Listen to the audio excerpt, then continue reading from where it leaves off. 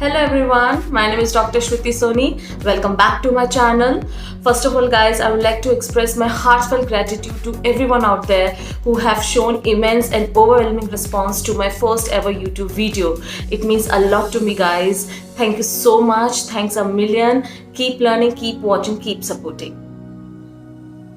So guys, there are innumerable ways that help you to improve your English language skills, and among them, using idioms in our daily life communication is one of the effective ways to sound like a native speakers, because native speakers of English use lots of idioms, phrases and expression in their daily life communication.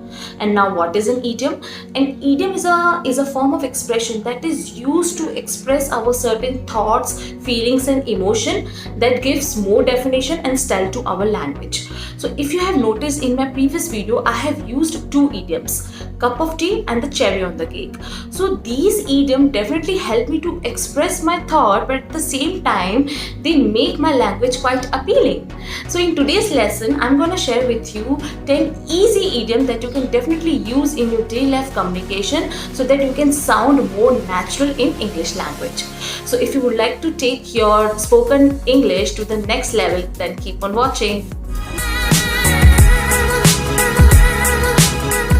So with each idiom, I'm going to share with you two examples to have a better understanding of the idiom, right? So let's get started.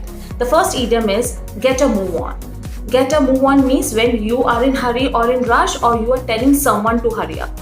For example, you and your friends are getting late for the movie. So how you will use this idiom for the situation?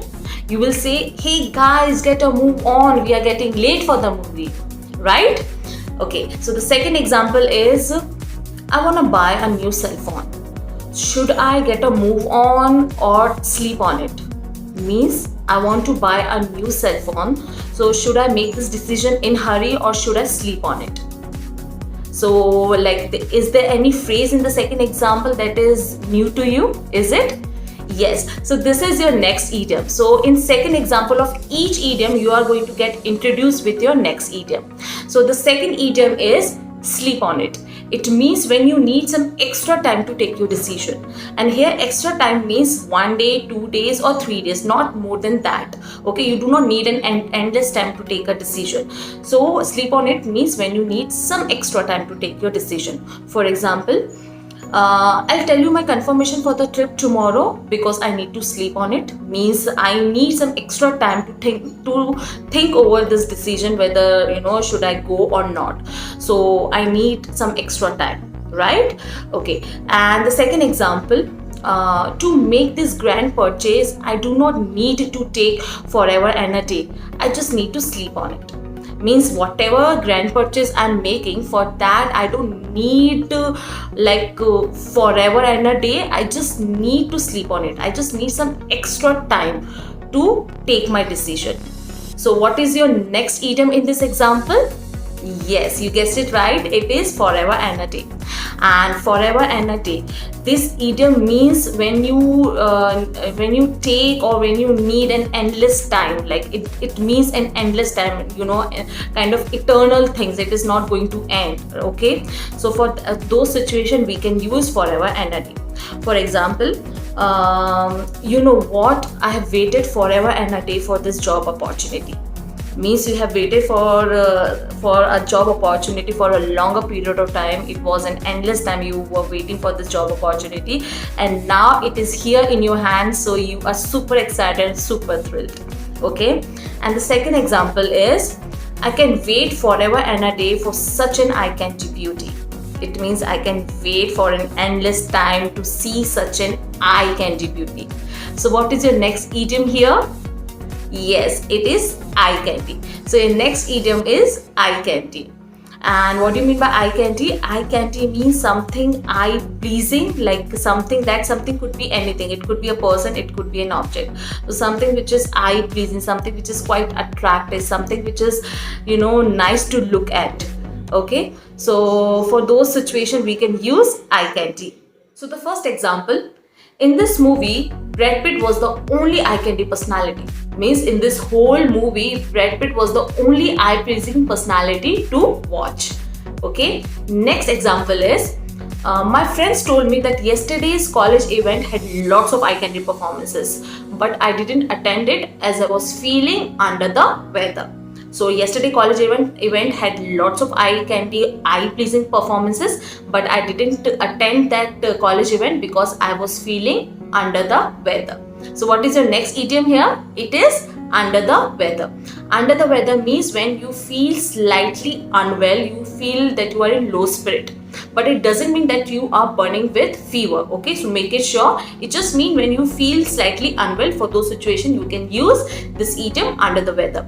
For example, I think I'll not be able to go outside today as I'm feeling under the weather. Means I'm not feeling well, so I will not be able to go outside today.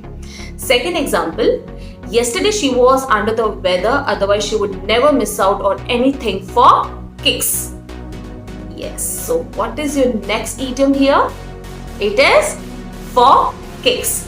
Yes, for kicks means when you do something just for fun and excitement, there's nothing serious about it. Okay, for example, do not bully people just for kicks.